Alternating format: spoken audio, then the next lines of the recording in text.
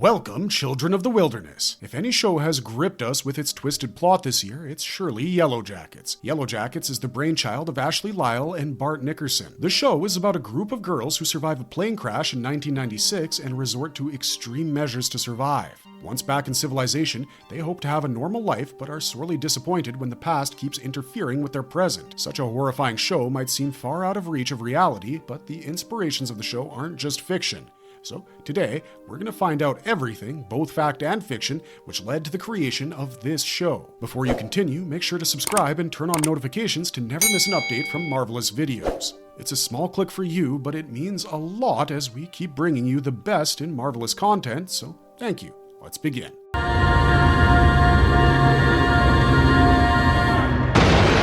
Lord of the Flies. In 1954, William Golding, a teacher, decided to come out with his own novel. Little did he know that it would be the beginning of an illustrious career that brought him numerous accolades, including a Booker and the Nobel Prize in Literature. His debut novel, Lord of the Flies, heavily drew from his experiences as a teacher and talked about a group of boys stranded on an island who tried to govern themselves in the beginning and stay civilized, but end up as savage cannibals. Since its publication, there have been many attempts to write and create an all-female version of the Lord of the Flies. One of the earliest gender-bent adaptations of this work, Lady of the Flies, was a live-action show created as a co-production between Matthew Klickstein and Orange Mouse Theatricals.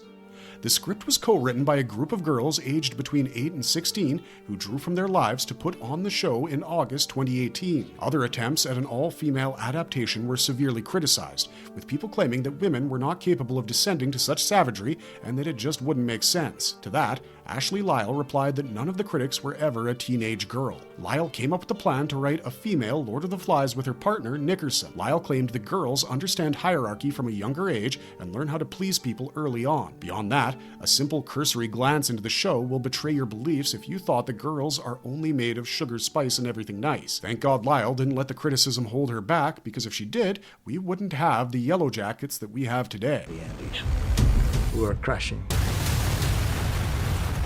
Downhill. The Andes flight disaster. The creators have also been vocal about the real-life incidents that inspired them to write Yellow Jackets. One of them is the crash of Uruguayan Air Force Flight 571, which is also called the Andes flight disaster and the miracle of the Andes. If you wondered how an incident could be both a miracle and a curse, let's tell you the story of this flight disaster. Survivors had to resort to cannibalism due to a lack of resources. On October 13th, 1972, the plane was boarded by 45 passengers and crew. Amongst them were 19 boys of the Old Christians Club Rugby Union who were flying to Santiago, Chile to face off against an English team called the Old Boys Club. Sounds familiar, doesn't it? Sounds just like the Yellow Jackets team who were flying for their match. Due to poor weather conditions, the pilot made a navigation error and began to descend too soon, not knowing that he was flying too close to the Andes Mountains. When the weather cleared enough for him to see, it was too late and the plane crashed. Many didn't survive the crash, and after the first day, only 33 people remained. Medical students on board, Canessa and Gustavo Zerbino, quickly began triaging the survivors. The terrible weather conditions continued, and because of that,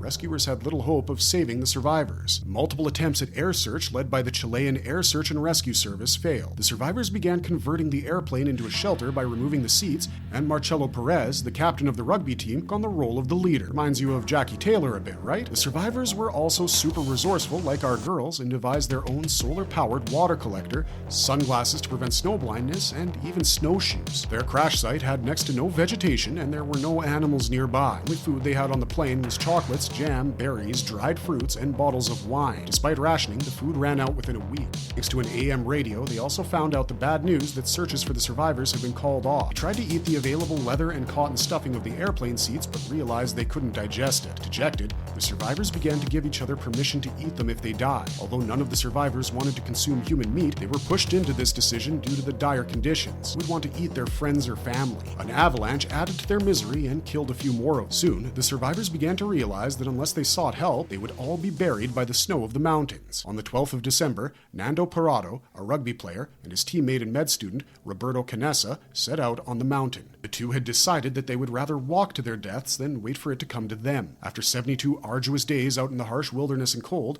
Canessa and Parado's bravery paid off, and the remaining 14 survivors were rescued. There are many similarities in their stories. The plane crash, the sports team traveling to play a match, and the survivors seeking cannibalism as the last hope are definitely some of the more obvious ones. The other similarity is between Jackie Taylor and Marcelo Perez. Both of them were captains of their respective teams and became leaders of the survivors. Both of them succumbed to the wilderness before getting rescued, Jackie to hypothermia and Marcelo Perez to an avalanche. Although there wasn't any wilderness entity out in the mountains, the survivors remarked that they constantly prayed to God to help them and guide them. The Donner Party. If you're a history buff and know about the horrors of the Donner Party, you'll waste no time wondering why and how it led to the creation of Yellow Jackets. Although the Donner Party doesn't include any major plane crashes, it does have a group of people who also had to eat their fellow passengers to survive. 90 people from Illinois decided to set out for California in May 1846, with the hopes of seeing a better climate and free and easy-to-cultivate farmlands. Their group would later be mentioned in history books as the Donner Party or the Donner-Reed Party, as most of the people in the group belonged to either of the two families. These pioneers made a critical error, though, and started very late. Many travelers were already doubting whether they would reach California in time and not get caught up by winter, which could be severe enough to kill them. Since they were already late, they decided to take a shortcut called the Hastings Cutoff, introduced by a guidebook author called Lansford Hastings, who himself had never tested the route out. Needless to say, the route ended up being more difficult than anticipated, adding an entire month to their journey. By November, a blizzard descended and their routes became harder to travel, so the Donner Party camped out by Truckee Lake, which is now renamed Donner Lake in their honor. They couldn't move past the Sierra Nevada mountains and were, in all senses of the word, trapped. Their dwindling resources weren't of much help, and many of the travelers began to die of starvation. Some of the travelers soon started to utilize the meat of the dead people, but there were also some who refused to indulge in cannibalism, opting instead to eat tenderized leather and cooked tree bark. 2 people were also murdered after the corpses ran out. Rescue parties from California set out to help them, but they only reached them in February of 1847, when nearly half of the party had perished. Only 48 travelers, most of them children, survived. What a horrific page out of history.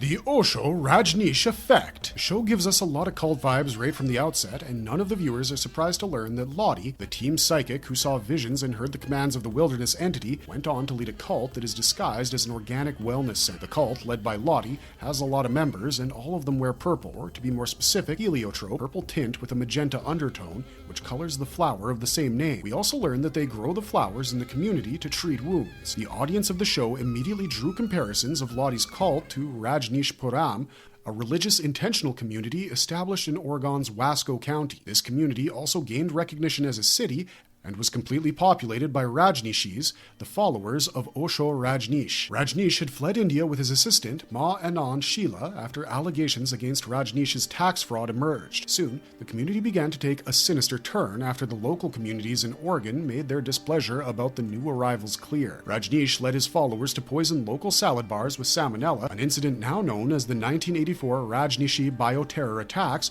which caused food poisoning in over 700 people. This was also just a trial run of the Rajneeshis, and they were planning to do the same during elections to influence the result. Rajneesh was also implicated in an assassination plot to take out Charles Turner, the U.S. Attorney for the District of Oregon. Rajneesh and his followers were tried and convicted, and that was the end of Rajneesh Puram. If you've watched Wild Wild Country, the 2018 Netflix documentary about Rajneesh and Rajneesh Puram, directed by McLean Way and Chapman Way, you'll immediately notice the similarities between Lottie's cult and the Rajneeshis. They're both led by an enigmatic leader and wear clothes of the same hue. While Rajneesh wanted his followers to wear the colors of the sunrise, like red, orange, purple, and yellow, Lottie recommends heliotrope, which, incidentally, means to move with the sun. Lottie has also called her cult an intentional community. The similarities have been addressed by the showrunners as well, who have equated Lottie to the Indian guru and have posed the question of who her Ma Anand Sheela will be. Towards the end of Wild Wild Country, we see Rajneesh and Sheela completely separated, with the former even going so far as to call Sheela a fascist criminal. If the writers did give us a clue with the Osho reference,